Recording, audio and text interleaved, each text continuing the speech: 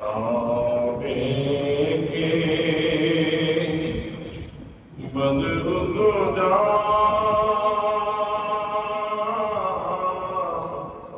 تم پہ کروں درود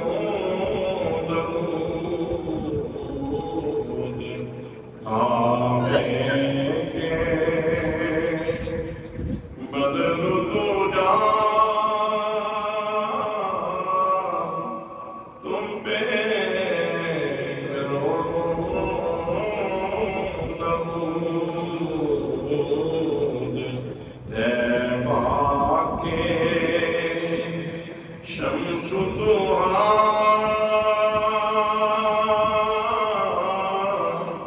تم پہ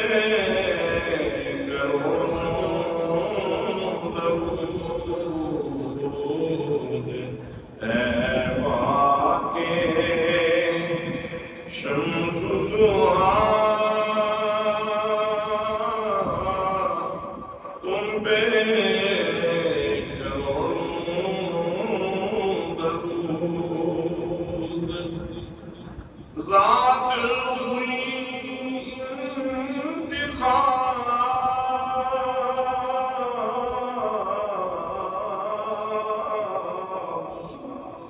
وصف ہوئے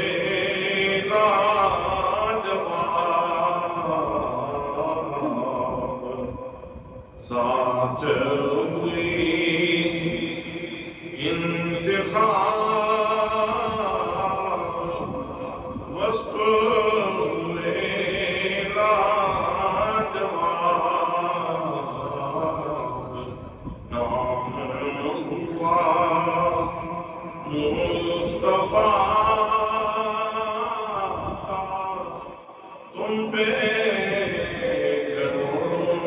درود نام ہوا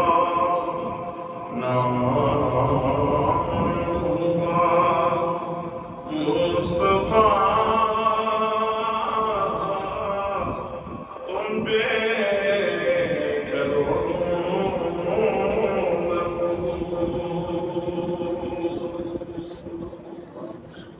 بہت زیادہ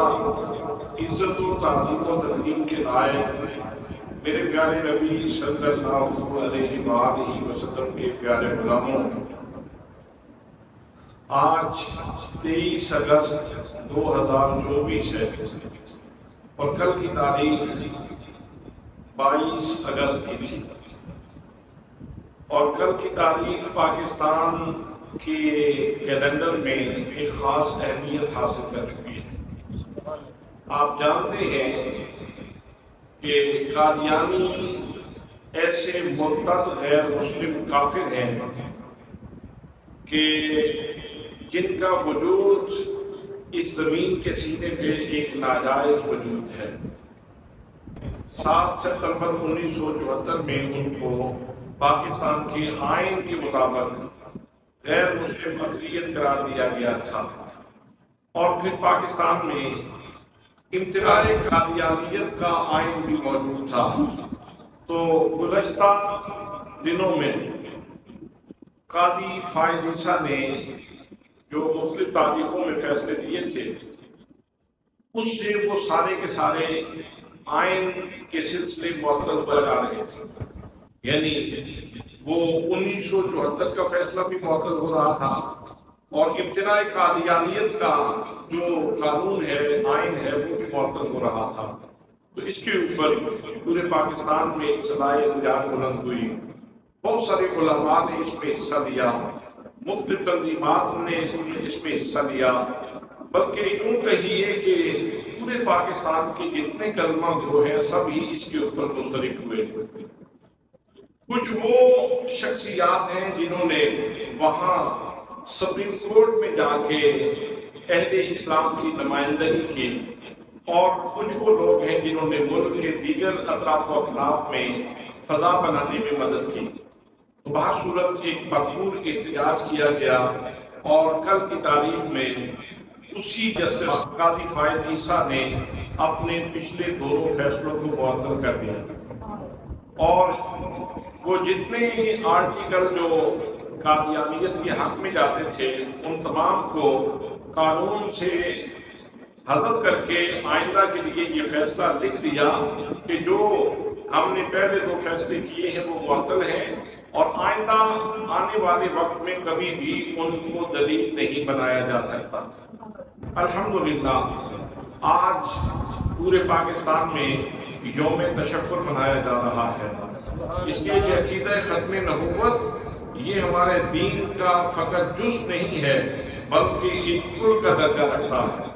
نبی مکرم صلی اللہ علیہ وسلم کی حیثیت اگر آپ کی شان ڈیمیج ہوتی ہے تو پورا دین ڈیمیج ہو جاتا ہے۔ اس لیے عقیدہ ختم نبوت یہ ایمان کا جز نہیں بلکہ کل ہے۔ ہمارے استاد محترم حضرت علامہ مفتی شیخ محمد خان صاحب رئیس دار مفتاح ڈیرہ شریف وہ پہلے بھی سپریم کورٹ میں جا کے دلائل دیتے رہے اور ان دنوں میں آپ حرم شریف میں تھے تو ادھر سے تاریخ نکل آئی اس فیصلے کی، تو مدینہ طیبہ میں چند نمازیں پڑھنے کے بعد انہوں نے ابھی ان کا وقت باقی تھا تو فوراً واپس آ گئے کہ اب زیارات اہم نہیں ہے بلکہ عقیدہ ختم نبوت کا تحفظ اہم ہے۔ الحمدللہ اس سلسلے میں حضرت علامہ سید حسین الدین شاہ صاحب راولپنڈی والے ان کا بہت اہم رول ہے، ان کے بیٹوں کا بہت اہم رول ہے۔ اس سلسلہ میں دیگر علماء و مشائخ جو بہت سارے ہیں ان کا ایک ایک کر کے نام لینا مشکل ہوگا، لیکن میں سب کو سلام عقیدت اور سلام محبت پیش کرتا ہوں۔ جس نے بھی اس معاملے میں حصہ ڈالا ہے اللہ کریم سب کا اقبال بلند فرمائے، اللہ کریم سب کو دارین کی سعادتیں اور برکتیں اور خوشیاں نصیب فرمائے۔ آج اسی مناسبت سے میں نے چاہا کہ میں عقیدہ ختم نبوت کے حوالے سے بات کروں۔ قرآن مقدس میں 100 سے زیادہ آیات ایسی ہیں جن کے اندر اللہ کریم نے نبی مکرم صلی اللہ علیہ وسلم کی شان ختم نبوت کو واضح کیا ہے۔ انہی آیات میں سے ایک آیت میں نے خطبہ میں تلاوت کی ہے، آئیے اس کا ترجمہ اور تشریح آپ کی خدمت میں عرض کرتا ہوں۔ پروردگار عالم ارشاد فرماتا ہے وَإِذْ اور یاد کرو،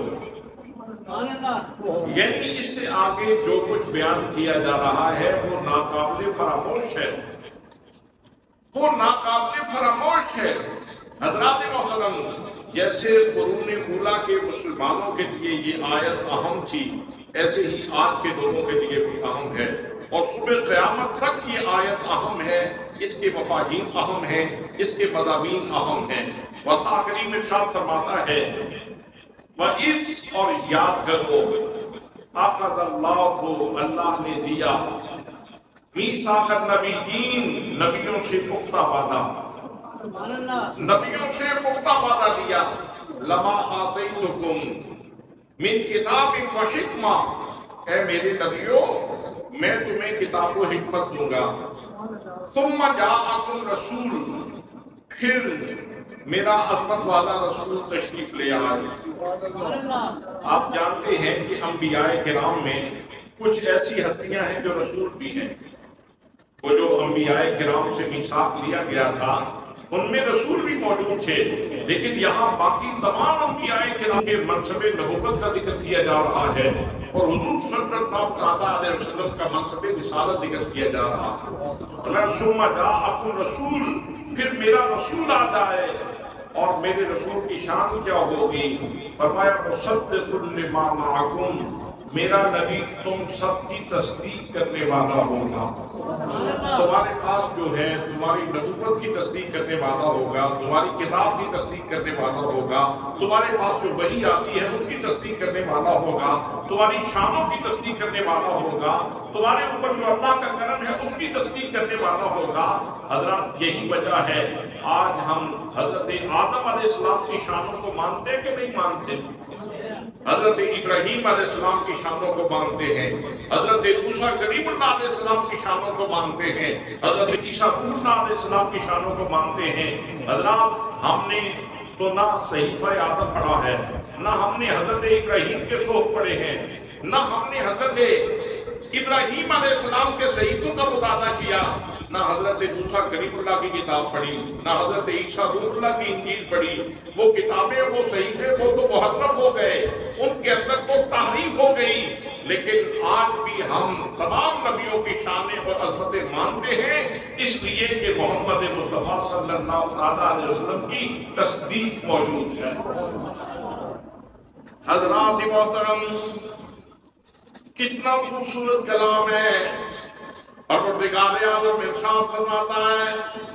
فرمایا وَإِذْ أَخَذَ اللَّهُ مِيثَاقَ النَّبِيِّينَ، فرمایا او قرآن پاک کی تلاوت کرنے والوں، میری زمین کے سینے پہ بسنے والوں، آسمان کے چرخے نیلگوں کے نیچے زندگی گزارنے والوں، یاد کرو خوبصورت لمحات کو، وہ خوبصورت گھڑیاں کیسی گھڑیاں تھیں جب اللہ کریم نے انبیاء کرام کی روحوں کو بلایا، تمام نبیوں کی روحیں موجود تھیں، تمام نبیوں کو بلا کے اللہ کریم ارشاد فرماتا ہے، اے میرے نبیوں، میرے رسولوں، میں تمہیں کتاب و حکمت دوں، پھر میرا رسول آ جائے، اور رسول بھی ایسا، فرمایا مصدق لما معکم، جو تمہاری نبوتوں کی تصدیق کرنے والا ہوگا، پھر تم نے کیا کرنا ہے، فرمایا لَتُؤْمِنُنَّ بِهِ وَلَتَنْصُرُنَّهُ، تم نے میرے رسول کے اوپر ایمان بھی لانا ہے اور میرے رسول کی مدد بھی کرنی ہے۔ سبحان اللہ۔ حضرات محترم، جتنے بھی انبیاء کرام آئے، جناب سیدنا آدم علیہ السلام نبی کریم صلی اللہ علیہ وسلم کے مبشر بن کے آئے، جناب حضرت نوح علیہ السلام نبی کریم صلی اللہ علیہ وسلم کے مبشر بن کے آئے۔ مبشر کو ہوتا ہے جو بعد میں آنے والے کی خوشخبری سنائے، بعد میں ہستی آ رہی ہے، بعد میں شان والے لوگ آ رہے ہیں۔ اللہ کے محترم، مبشر کو ہوتا ہے جو بعد میں آنے والے کی خوشخبری سنائے، اور مصدق وہ ہوتا ہے جو آئے ہوئے لوگوں کی تصدیق فرمائے۔ تو باقی جتنے بھی انبیاء کرام ہیں وہ سارے کے سارے مبشر بن کے آئے ہیں۔ جناب ابراہیم علیہ السلام نبی کریم صلی اللہ علیہ وسلم کے مبشر ہیں، جناب حضرت اسحاق علیہ السلام مبشر ہیں، جناب اسماعیل علیہ السلام مبشر ہیں، جناب یعقوب علیہ السلام میرے آقا کے مبشر ہیں، جناب یوسف علیہ السلام میرے آقا کے مبشر ہیں، جناب یحییٰ نبی پاک صلی اللہ علیہ وسلم کے مبشر ہیں، جناب زکریا علیہ السلام نبی کریم صلی اللہ علیہ وسلم کے مبشر ہیں، جناب الیسع بھی مبشر ہیں، جناب ذوالکفل بھی مبشر ہیں، جناب موسیٰ کلیم اللہ علیہ السلام بھی مبشر ہیں، اور جناب عیسیٰ علیہ السلام تو ایسے مبشر ہیں کہ جن کی تبشیر اور جن کی خوشخبری قرآن پاک میں موجود ہے۔ جناب عیسیٰ علیہ السلام جو کہ نبی کریم صلی اللہ علیہ وسلم سے پہلے آنے والے آخری پیغمبر تھے، جس کے بعد میرے آقا نے آنا تھا، اس لیے جناب عیسیٰ علیہ السلام اپنے حواریوں کو جمع کر کے ارشاد فرماتے ہیں وَمُبَشِّرًا بِرَسُولٍ يَأْتِي مِن بَعْدِ اسْمُهُ احمد، فرمایا او میرا کلمہ پڑھنے والوں، میرے اوپر اپنی جان قربان کرنے والوں، مجھ سے محبت کرنے والوں، لو سن لو میں تمہیں خوشخبری دے رہا ہوں، میرے بعد ایک ہستی آئے گی جن کا نام نامی اسم گرامی احمد ہوگا، جن کا نام نامی اسم گرامی احمد ہوگا، جن کا نام نامی اسم گرامی احمد ہوگا۔ میرے بعد ایک رسول آئیں گے، عظیم الشان رسول آئیں گے، عظمت والے رسول آئیں گے، رفتوں کے مالک رسول آئیں گے۔ جتنے انبیاء کرام تشریف لائے وہ سارے کے سارے حضور صلی اللہ علیہ وسلم کے مبشر بن کے آئے۔ اور میرے آقا کریم صلی اللہ تعالیٰ علیہ وسلم تمام نبیوں کے مصدق بن کے آئے. فرمایا ثم جاءکم رسول، پھر میرا رسول آ جائے مصدق لما معکم، وہ میرا نبی تمہاری نبوتوں کی تصدیق کرنے والا ہوگا. پھر تم نے کیا کرنا ہے؟ فرمایا لَتُؤْمِنُنَّ بِهِ وَلَتَنصُرُنَّهُ. اے انبیاء کرام، تمہاری ڈیوٹی یہ ہے کہ تم نے میرے نبی کے اوپر ایمان لانا ہے اور میرے محبوب صلی اللہ علیہ وسلم کی مدد کرنی ہے. لَتُؤْمِنُنَّ بِهِ وَلَتَنصُرُنَّهُ، یہ بڑا تاکیدی حکم تھا اور اللہ کریم کا حکم تھا، اور سامنے جماعت انبیاء تھی، وہاں سرتابی کی کوئی گنجائش نہیں تھی، وہاں انکار کی کوئی صورت نہیں تھی. سب معصومین وہاں جمع تھے، گناہوں سے پاک ہستیاں جمع تھیں. زندگی میں دنیا میں آ کے بھی انہوں نے گناہوں سے دور رہنا تھا. حضرات محترم، جب ایسی مسترد اور متفرق ہستیاں موجود تھیں تو پھر بھی ان کو اللہ کریم ارشاد فرما رہا ہے، تاکید در تاکید حکم فرمانے کے بعد فرمایا قال اقررتم، کیا تم نے اقرار کر لیا ہے؟ سبحان اللہ. قال اقررتم، کیا تم نے اقرار کر لیا ہے؟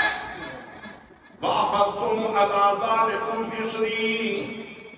اور یہ جو میں نے ڈیوٹی تمہاری لاد لگائی ہے، اس کے اوپر کیا تم نے میری بھاری ذمہ داری کو قبول کیا ہے کہ نہیں کیا؟ سبحان اللہ.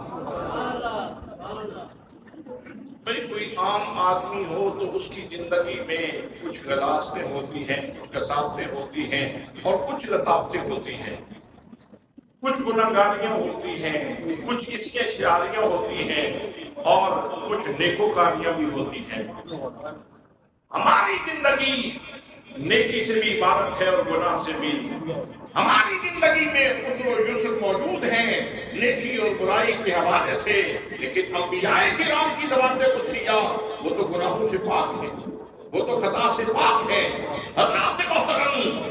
اگر کہیں لغزش بھی ہوئی جناب آدم سے تو ساتھ ہی اللہ نے مرلہ صاف کیا. فرمایا فَنَسِيَ آدَمُ وَلَمْ نَجِدْ لَهُ عَزْمًا، آدم علیہ السلام سے نسیان ہو گیا تھا. خطا نہ کہنا، غلطی نہ کہنا، معصوم ہے پیغمبر. حضرات محترم، جو معصوم ہیں، جو غلطیوں سے پاک ہیں، ان سے کہا جا رہا ہے فرمایا لَتُؤْمِنُنَّ بِهِ وَلَتَنصُرُنَّهُ. اے نبیوں، تم نے میرے نبی کے اوپر ایمان بھی لانا ہے اور میرے رسول کی مدد بھی کرنی ہے. قَالَ أَقْرَرْتُمْ، کیا تم نے اقرار کر لیا ہے؟ وَأَخَذْتُمْ عَلَىٰ ذَلِكُمْ إِصْرِي، اور کیا تم نے اس بات کے اوپر میری بھاری ذمہ داری قبول کی ہے کہ نہیں؟ حضرات محترم، 1,24,000 یکم و بیش انبیاء کرام ہیں، اور ان کی بھاری ذمہ داری کیا ہے کہ وہ رسول اکرم صلی اللہ علیہ وسلم کی سیادت کو تسلیم کریں، حضور کی امامت کو تسلیم کریں، حضور صلی اللہ علیہ وسلم کی ختم نبوت کو تسلیم کریں، میرے آقا کریم صلی اللہ علیہ وسلم کی علی العموم وجاہت تسلیم کریں اور سب کے اوپر فضیلت تسلیم کریں. سبحان اللہ.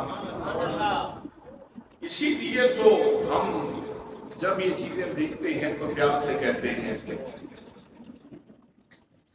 کعبے کے بدر تجا تم پہ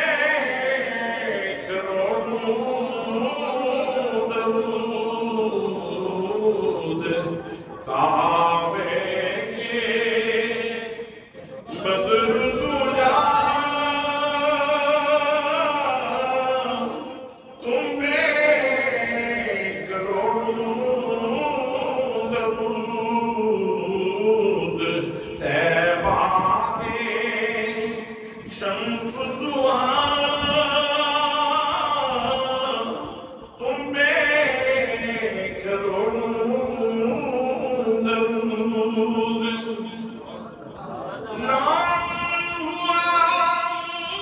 مصطفیٰ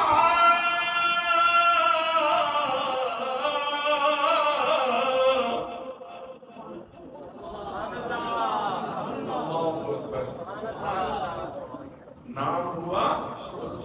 سبحان اللہ مصطفیٰ کسے کہتے ہیں چنا ہوا مصطفیٰ کسے کہتے ہیں چنا ہوا سلیکٹڈ چنا ہوا سبحان اللہ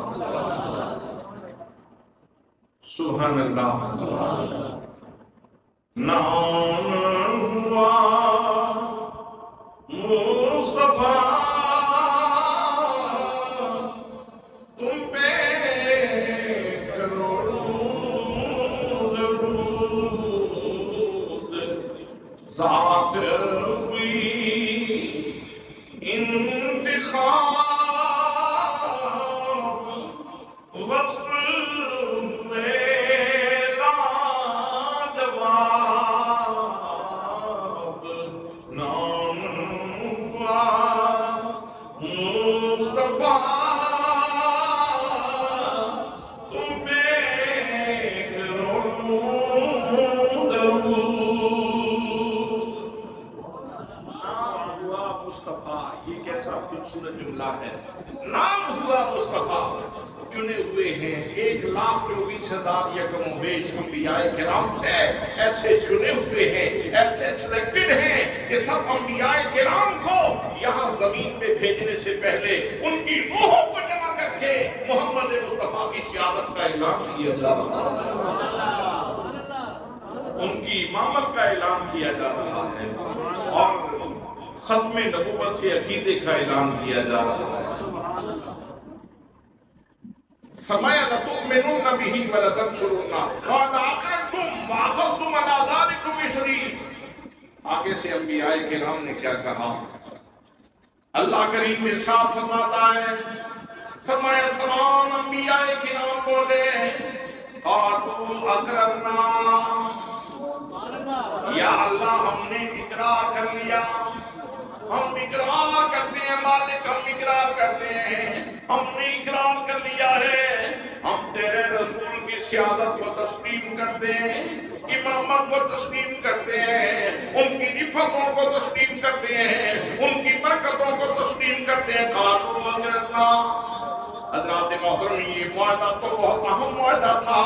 بات تو بہت مضبوط ہو گئی لیکن اس سے آگے قدم مزید ارشاد فرمایا جا رہا ہے فرمایا قال فاشهدوا اور میرے نبیوں میرے اس وعدے کے اوپر سارے ایک دوسرے کے گواہ بن جاؤ سبحان اللہ ایک دوسرے کے اوپر سارے ایک دوسرے کے اوپر گواہ ہو جاؤ اب کسی بھی کیس کو کسی چیز کو ثابت کرنے کے لیے عام طور پر 2 گواہوں کی ضرورت ہوتی ہے اور شریعت اسلامیہ میں کسی کی عزت و ناموس کا یا کسی کے اوپر کوئی عزت کا داغ لگ جائے بہتان لگ جائے تو اس کے لیے 4 گواہوں کی ضرورت ہے باقی تمام تر معاملات میں 2 گواہوں سے چیز ثابت ہو جاتی ہے حضرات محترم اللہ نے عالم ارواح میں حضور صلی اللہ علیہ وسلم کے بارے میں جو عقیدہ ختم نبوت ہے اس کو واضح کیا اور اس کے اوپر گواہ کتنے موجود ہیں یہ کتنی مضبوط دستاویز موجود ہے کہ اللہ کریم نے 1,24,000 یکم و بیش انبیاء کرام سے ارشاد فرمایا میرے نبیوں تم سارے کے سارے اس کے اوپر گواہ بن جاؤ سبحان اللہ اے احمد مرسل نور خدا تیری ذات صفا کا کیا کہنا اے احمد مرسل نور خدا تیری ذات صفا کا کیا کہنا پڑھتے ہیں ملائک صلی اللہ تیری شان اولا کا کیا کہنا پڑھتے ہیں ملائک صلی اللہ، تیری شان علا کا کیا کہنا.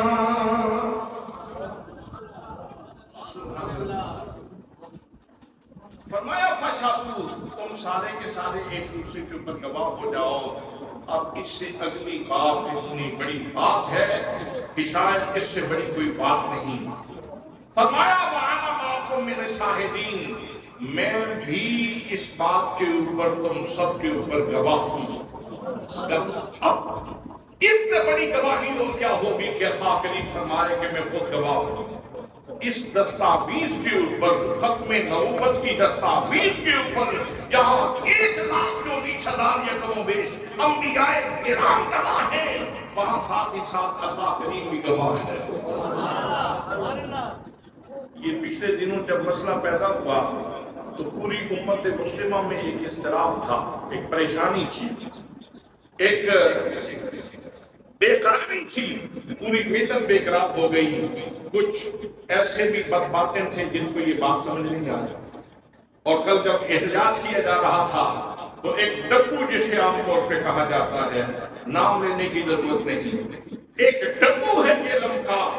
باقی سارے لوگ تو اس درد کو محسوس کر رہے تھے کہ عقیدہ ختم نبوت کا تحفظ ہونا چاہیے، لیکن ایک ڈبو تھا جو بھونک رہا تھا، جو ملت اسلامیہ کے خلاف بکواس کر رہا تھا، جو انتہائی اقدام کا مطالبہ کر رہا تھا، اور ان ختم نبوت کے مجاہدوں کو وہ دہشت گرد کہہ کے پکار رہا تھا. حضرات محترم، باقی ساری ملت کے لوگ وہ یہ اعلان کر رہے تھے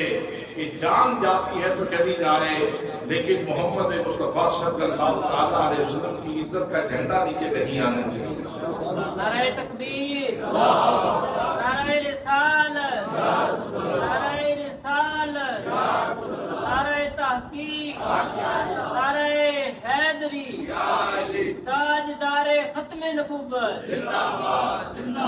تاجدار ختم نبوت، مائع علیہ السنت. کتنی ٹھوس بات ہے، کتنی بڑی بات ہے، کتنی مضبوط دستاویز ہے قرآن پاک کے اندر مذکور ہے. اللہ کریم نے اس دستاویز کے اوپر تمام نبیوں سے اقرار بھی دیا، تمام نبیوں کو گواہ بھی بنایا، اور پھر اللہ کریم نے فرمایا میں خود گواہوں میں سے ہوں. اور پھر ساتھ ہی ساتھ تحریر فرمایا فمن تولا بعد ذلک فاولئک هم الفاسقون. فرمایا اور میرے نبیوں سن لو، جس نے اس دستاویز سے منہ پھیرا، میں نبوت چھین لوں گا، میں تاج نبوت چھین لوں گا، میں تم سے شریعتیں چھین لوں گا، اور میں اس کو فاسقوں میں داخل کر دوں گا. حضرات محترم، یہ دھمکی کتنی بڑی دھمکی ہے. انبیاء تو معصوم ہے، ان سے تو گناہ نہیں ہونا تھا. پیغام تو ہمارے لوگوں کے لیے، ہم لوگوں کے لیے ہے. بھئی جس وقت قرآن پاک اتر رہا ہے، یہ آیت اتری ہے، نبی تو سارے وقت گزار کے چلے گئے، سارے انبیاء کرام تو اپنے وقت گزار چکے. اب اس قرآن پاک کے اندر جو میرے لیے اور آپ کے لیے سراپا ہدایت ہے، جس کے اندر میرے اور آپ کے لیے سامان ہدایت اور روشنی موجود ہے، اس کتاب کے اندر اس دستاویز کو اس انداز میں بیان کرنا کہ اللہ نے نبیوں سے فرمایا فمن تولا بعد ذلک، جس نے اس کے بعد اس سے منہ پھیرا تو پھر وہ فاسقوں میں سے ہو جائے گا. فاسقوں میں سے. فاسق کسے کہتے ہیں؟ فاسق نافرمان کو کہتے ہیں. نبوت کا منصب کہاں، فسق کی ذلت کہاں؟ نبوت کا منصب کہاں، فسق کی ذلت کہاں؟ حضرات محترم، جو انبیاء کرام میں سے اس دستاویز کو تسلیم نہ کرے تو اللہ کریم نے ان کو بھی تحدید فرمائی، دھمکی دی کہ اگر کوئی تسلیم نہیں کرے گا اس بات کو تو ہم تاج نبوت چھین لیں گے اور اس کو فاسقوں میں شامل کر دیں گے. اور اگر کوئی کمینہ ہو، فاسق ہو، گھٹیا ہو، ذلیل ہو، اندر ہو دنیا کا خبیث ترین بندہ ہو، بلکہ بندہ کہلانے کا بھی حقدار نہ ہو، محمد مصطفیٰ صلی اللہ علیہ وسلم کی عزت کے محل میں نقب کرنے کی کوشش کرے اور اپنے آپ کو نبی کہنے کی کوشش کرے تو امت اسے برداشت کر سکتی ہے؟ قرآن پڑھنے والا کیا اسے برداشت کر سکتا ہے؟ جس نے فقط ایصال ثواب کے لیے کتاب گھر میں نہیں رکھی، اس سے نور بھی کشید کرتا ہے، یہاں سے اس کا مطالعہ بھی کرتا ہے اور اس کی ہدایات کو تسلیم بھی کرتا ہے، مانتا بھی ہے، وہ کبھی بھی یہ نقب زنی کسی صورت میں برداشت نہیں کر سکتا۔ حضرات محترم، آپ نے یہ حدیث پاک سنی ہوئی ہے کہ میرے آقا کریم صلی اللہ تعالیٰ علیہ وسلم کا ارشاد گرامی ہے کہ جو میں نے نہیں فرمایا، وہ بات جو میں نے ارشاد نہیں فرمائی، وہ اگر کوئی میری طرف منسوخ کرے گا فَلْيَتَبَوَّأْ مَقْعَدَهُ مِنَ النَّارِ، اسے چاہیے وہ سمجھ لے کہ اس نے اپنا ٹھکانہ دوزخ میں بنا دیا۔ جو رسول اللہ کا فرمان نہ ہو، کوئی رسول اللہ کی طرف منسوخ کرے تو اس کا ٹھکانہ بولے نہ جہنم ہے، اس کا ٹھکانہ ذرا زور سے بولے، اس کا ٹھکانہ۔ اگر رسول اکرم صلی اللہ علیہ وسلم کی طرف ایسی چیز منسوخ کی جائے جو میرے آقا کا فرمان نہ ہو تو ایسا کرنے والا، ایسا کہنے والا جہنمی ہے۔ تو جو اللہ کی طرف ایسی باتیں منسوخ کرے جو اللہ نے نہیں فرمائی، اس کا ٹھکانہ کیا ہے؟ تو مرزا کہتا ہے میری طرف وہی آئی، I love you، اللہ نے نہیں فرمایا۔ اللہ نے یہ بات بولے نا، اللہ نے یہ بات، وہ اللہ کریم جو پاک ہے، جو عزت والا ہے، جو بزرگی والا ہے، جو واجب الوجود ہے، جو صمد ہے، بے نیاز ہے، لا شریک ہے، لا زوال ہے، لا یزال ہے، اس جیسا کوئی نہیں، اس کا ثانی کوئی نہیں، اس کی ضد کوئی نہیں، اس کی ند کوئی نہیں، اس کی مثل کوئی نہیں، اس کی مثال کوئی نہیں، جو تمام نبیوں کا معبود ہے، تمام فرشتوں کا معبود ہے، زمین و آسمان کا معبود ہے، اس رب نے یہ ارشاد نہیں فرمایا۔ تو مرزا کہے کہ اللہ نے فرمایا ہے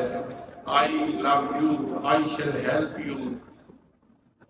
اس طرح کے کلمات اگر اللہ کی طرف کوئی منسوخ کرے جو اللہ نے نہیں فرمائے تو پھر اس کا ٹھکانہ کیا ہے؟ اس کا ٹھکانہ کیا ہے؟ اس کا ٹھکانہ جہنم ہے۔ حضرات محترم، کتنی باتیں ایسی ہیں، کتنی باتیں ایسی ہیں، کتنے خرافات اس کے ایسے ہیں۔ آج جب آپ مرزا قادیانی کے ماننے والوں سے کبھی آپ کی گفتگو ہو جائے تو ایک بات یاد رکھنا، وہ فوراً اور کوئی بات کرنے سے پہلے نا وفات مسیح اور حیات مسیح کے اوپر آپ سے بات کرنا شروع کر دیں۔ تو آپ ذہن میں رکھیں کہ جب بھی بات کرنی ہے پہلے مرزا کے کفریات کے اوپر کرنی ہے۔ وفات مسیح، حیات مسیح کی بات تو بعد میں ہے، یہ بات میں سوچیں کہ پہلے جو کفریات اس نے بکے ہیں ذرا اس کے اوپر تو بات کروں۔ حضرت عیسیٰ علیہ السلام کے بارے میں کہتا ہوں ان کی 3 نانیاں اور 3 دادیاں زانیہ تھیں، اور حضرت عیسیٰ علیہ السلام کے بارے میں بھی اسی طرح کے غلیظ کلمات اس نے بولے اور پتہ نہیں کیا کیا بکواسات کیے، اور ایک مقام پہ یوں بھی کہتا ہے کہ میرا اللہ سے ایک نہانی تعلق ہے، نہانی تعلق ہے میرا اللہ سے، اور اس کا اشارے دکھتا ہے کہ اللہ نے اپنی قدرت دکھائی اور مرزا کو عورت کے روپ میں منتقل کیا، اور اللہ نے پھر اس سے شان رجولیت کا اظہار فرمایا۔ استغفر اللہ من کل ذنب واتوب الیہ۔ یہ مرزا کو نبی کہنا تو بہت دور کی بات ہے، ایک شریف انسان نہیں مانا جا سکتا، ایک شریف انسان نہیں مانا جا سکتا۔ اور اگر قرآن کی روشنی میں مجھ سے پوچھیں تو آج یہ مرزا قادیانی کے ماننے والے اور اس کے چیلے چمچے اور ان کے سہولت کار یہ ان کے حقوق کی بات کرتے ہیں، انسانی حقوق، انسانی حقوق، انسانی حقوق۔ میں چیلنج کرتا ہوں مرزے کے حوالیوں کو اور مرزے کے تمام سہولتکاروں کو اور ان کی مدد کرنے والوں کو، آؤ پہلے یہ تو ثابت کرو کہ مرزا انسان کی ہے کہ نہیں۔ قرآن کی روشنی میں شرف انسانیت اس وقت تک قائم رہتا ہے جب تک کسی بندے کے دل میں نبوت کا احترام ہو، نبوت کا احترام سینے سے نکل جائے۔ تو قرآن کہتا ہے اولئک کالانعام بل ھم اضل، اگر کوئی ایسا بندہ ہے تو وہ جانور ہے، بلکہ جانوروں سے بھی کیا گزرا ہے، جانوروں سے بھی کیا گزرا ہے۔ اور قرآن میں اس کی ایک اور مثال بھی موجود ہے، جب حضرت نوح علیہ السلام کشتی بنا رہے تھے، جب کشتی بن گئی تو فرمایا ہر چیز کا جوڑا جوڑا کشتی کے اندر سوار کر لو۔ تمام جانور بلا استثناء سب کا جوڑا جوڑا جمع کر کے رکھ لیا گیا، کشتی میں جمع کر دیے گئے۔ اور حضرت نوح علیہ السلام کا بیٹا تھا، جناب نوح کا بیٹا ہے، عرض بھی کر دی۔ اللہ کریم نے آگے سے جواب دیا، فرمایا انہ لیس من اہلک، تیری اہل سے، تیری آل سے اس کا تعلق، تیری اہل سے، تیری آل سے اس کا تعلق ہے، صلب پیغمبر سے۔ لیکن جانور اس کشتی کے اندر چلے گئے، حضرات پاک پلید سارے جانور تھے، ان سب کا جوڑا جوڑا جمع کر دیا گیا۔ اور حضرت نوح علیہ السلام کی درخواست کے باوجود بھی اللہ کریم نے ارشاد فرمایا انہ لیس من اہلک، وہ آپ کی اہل سے نہیں ہے۔ یہاں سے یہ مسئلہ مستنبط ہوتا ہے کہ جس کے سینے میں نبوت کا احترام نہ ہو، نبی کی عقیدت نہ ہو، نبی کی عزت نہ ہو، جس کے سینے میں عزت کا جذبہ نہ ہو، وہ انسان کہلانے کا حقدار بھی نہیں ہے، وہ جانوروں سے بھی کیا گزرا ہے۔ نصیحتی ہے، قرآن پاک کا ارشاد ہے اولئک کالانعام بل ھم اضل، یہ تو جانوروں کی طرح ہیں بلکہ جانوروں سے بھی گئے گزرے ہیں، جانوروں سے بھی گئے گزرے ہیں۔ اب جانور تو بہت سارے ہیں، جانوروں میں تو وہ جانور بھی آتا ہے جس کا آپ نام لینے سے گھبراتے ہیں۔ ہماری مائیں کہتی تھیں کہ اس کا نام نہ لینا، اتنے دن زبان ناپاک رہتی ہے۔ یہ اصل میں تو ایک میسج تھا کہ جب اللہ نے اس کو حرام کیا ہے تو مسلمان بچے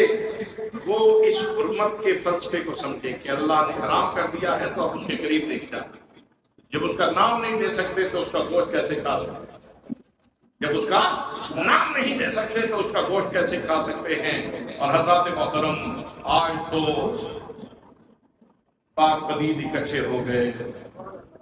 جو یورپ میں لوگ رہتے ہیں جب کسی ریسٹورنٹ سے کھانا کھاتے ہیں اتنی مشکل سے کھاتے ہیں، وہاں ہانڈیاں تو اکٹھی پڑی ہیں نا، ایک حلال کی پڑی ہے، ایک حرام کی پڑی ہے۔ تو وہ لوگ جو یورپ میں پیسے کما رہے ہیں ان کے لیے یہ امتحان ہے، چیلنج ہے کہ اس غلیظ سے، ناپاک سے کیسے بچنا ہے۔ حضرات محترم، جانور تو وہ بھی ہے جس کا نام لینے سے ہم گھبراتے ہیں، قرآن کہتا ہے اس سے بھی یہ گئے گزرے، اس سے بھی گئے گزرے۔ انسانی حقوق کی وہ بات کرے جس کے پاس انسانیت موجود ہو، جس کے پاس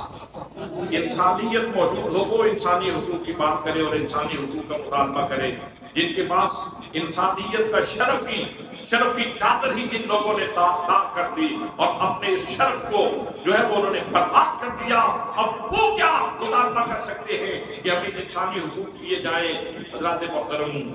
میں ان تمام علماء کو خراج عقیدت پیش کرتا ہوں جنہوں نے اس ڈسپیوٹ میں، اس مقدمہ میں اپنا رول پلے کیا ہے، اور ہمیں اس بات پہ فخر ہے کہ ہمارے مفتی اعظم دارالعلوم محمدیہ مرسیہ بحیرہ شریف جناب حضرت علامہ مفتی شیخ محمد خان صاحب رئیس دارالفتاح، وہ مدینہ طیبہ میں تھے، ادھر سے عقیدہ ختم نبوت کی پکار آ گئی۔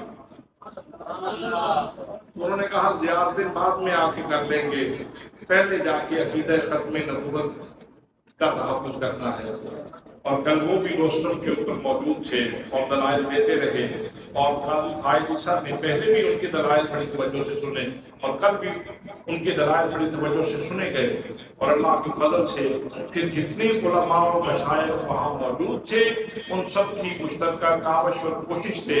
قاضی فائز صاحب نے وہ جو پہلے 2 فیصلے تھے ان کو حذف کیا، اور وہی پہلے والا 7 ستمبر 1974 والا قانون اور امتناع قادیانیت والا آئین اور قانون اس کو اپنی جگہ پہ رکھا، اور ساتھ یہ لکھ دیا کہ ہم نے یہ جو فیصلہ کیا تھا جس کے اوپر احتجاج ہوا، جو فیصلہ کیا تھا آئندہ یہ استشہاد استدلال کی قابل نہیں ہے، لہذا کسی عدالت میں اس کو پیش نہیں کیا جا سکتا دلیل بنا کے۔ تو ہم ان تمام لوگوں کو ان کی کاوشوں کو قدر کی نگاہ سے دیکھتے ہیں، خاص طور پہ پیرانہ سالی میں بزرگی میں ایک آل رسول سید حسین الدین شاہ صاحب اپنی ساری آل اولاد سمیت وہاں موجود تھے۔ اللہ کریم ان کی صحت میں عمر میں برکت فرمائے، اللہ کریم آپ سب کو سلامت رکھے۔ جب رسول اللہ کی عزت کا معاملہ آتا ہے تو کوئی ملک بال میں ہو یا منڈی بہاؤالدین میں، اسلام آباد میں ہو یا صادق آباد میں، ہر بندہ ہی بے قرار ہو جاتا ہے، اور یہ ایمان کی دلیل ہے۔ اللہ کریم ہمیں اس عقیدے پہ زندہ رہنے کی اور اس عقیدے پہ موت پانے کی توفیق نصیب فرمائے۔ ہمارے